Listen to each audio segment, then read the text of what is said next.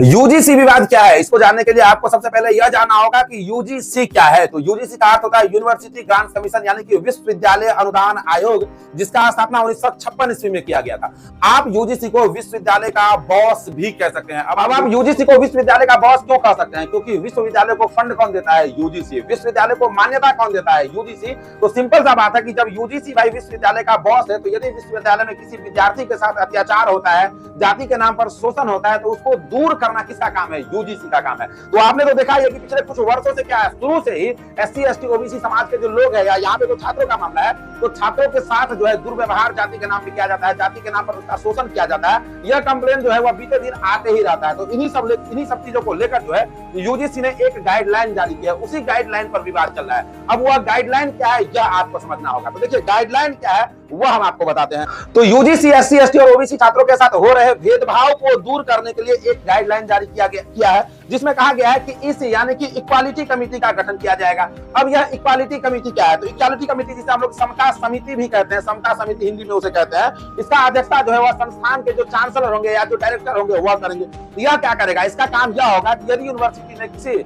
दलित समाज के साथ, किसी एससी एसटी ओबीसी समाज के साथ जाति के नाम पर भेदभाव होता है, उसके साथ कोई दुर्व्यवहार किया जाता है, उस मामलों का निपटारा जो है यह संस्था ही करेगी, यानी कि ईसी जो है इक्वालिटी कमेटी वही करेगी। और इसमें कहा गया कि एसटी समाज के लोग उसमें होना चाहिए, उस कमेटी में होना चाहिए, एसटी समाज के लोग उसमें होना चाहिए, ओबीसी समाज के लोग होना चाहिए, और दिव्यांग जो है वह भी उस कमेटी का सदस्य जो है होना चाहिए। और इसका निपटारा जो है वह 15 दिनों के अंदर करना है, यह इसमें कहा गया है। इस बात से यहां से विवाद नहीं है, विवाद यहां से नहीं है, विवाद कहां से है यह आप समझिए। दूसरा जो है वह है ईओसी का गठन भी होगा। अब ईओसी क्या है? तो ईओसी जो है वह है equal opportunity centre, equal opportunity centre, यानी कि जो दलित छात्र होंगे, जो एससी एसटी ओबीसी समाज के जो छात्र होंगे, जिसके साथ जो है शोषण किया जाएगा, सिंपल भाषा में आप पीड़ित व्यक्ति कर सकते हैं, जो कंप्लेन करेगा, शिकायत करेगा, उसको ईओसी जो है एक तरह से कवच के रूप में काम करेगी, यानी कि उसको कानून के बारे में जानकारी नहीं होगा, तो कानून के रूप में जो मदद होगा वह भी ईओसी दिलाएगी। उसके बाद पीड़ित छात्रों को सुरक्षा भी ईओसी ही देगी। तो ये सब गाइडलाइन में है। अब विवाद क्या है? तो इस गाइडलाइन में जो है कुछ चेंजेस किया गया। चेंजेस क्या किया है?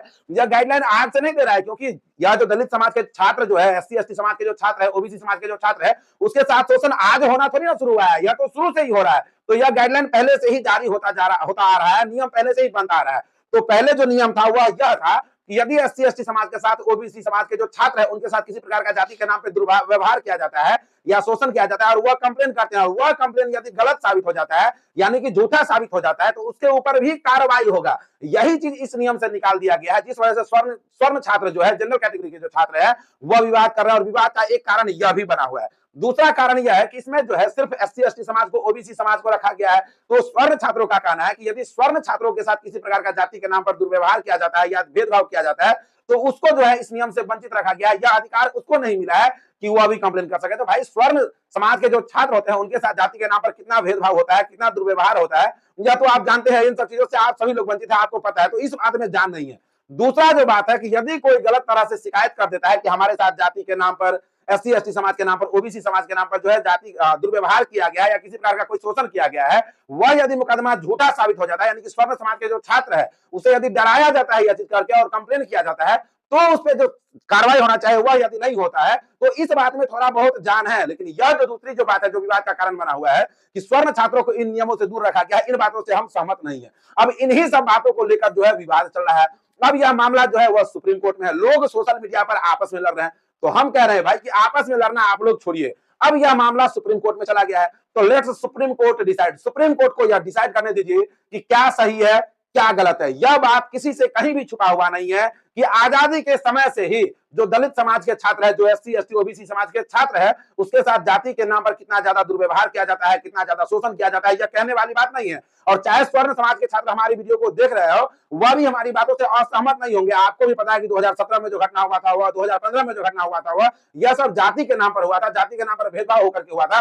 तो यह सब आए दिन होते ही रहती है, और सरकार किसी भी चीज का यदि गठन कर रही है तो वह सबों को हित में रखकर कर रही है। इसका एक पॉइंट तो और यह भी है, आप जो कह रहे हैं यह बात कि यदि कोई दलित समाज के छात्र है, एससी एसटी समाज के छात्र है, ओबीसी समाज के छात्र है, वह कंप्लेन करता है और वह कंप्लेन यदि गलत साबित हो जाता है, यानी कि झूठा साबित हो जाता है, तो उस पर कार्रवाई नहीं किया जाएगा। लेकिन इसका एक पक्ष तो यह भी है ना कि यदि दलित समाज के छात्र, एससी एसटी ओबीसी समाज के छात्र के ऊपर ऐसा कोई नियम हो कि यदि यह कंप्लेन गलत साबित हो जाता है तो उस पर कार्रवाई होगा। तो हो सकता है कि डर से वह यह भी समझे कि भैया उसके साथ यदि ऐसा कुछ हुआ भी है, जाति के नाम पर, दलित छात्र के नाम पर ऐसा कुछ दुर्व्यवहार हुआ भी है, तो वह डर से भी कंप्लेन ना करे कि हम कंप्लेन करेंगे और कहीं कोई पावर लगा के, प्रिवी लगा के इस मुकदमा को गलत साबित कर दे तो फिर से हमें ही दंडित किया जाएगा, हमारे ऊपर भी कार्रवाई होगा। तो इसका एक पक्ष तो यह भी है ना, तो आपको दोनों पक्ष लेके चलना होगा। सिक्का के दो पहलू होते हैं। तो इसलिए हम आपको कह रहे हैं कि अब मामला सुप्रीम कोर्ट में है, तो अब आप लोग सोशल मीडिया पे आपस में नहीं लड़िए। अब मामला सुप्रीम कोर्ट में है तो सुप्रीम कोर्ट को डिसाइड करने दीजिए कि क्या सही है और क्या गलत है। धन्यवाद। जय हिंद।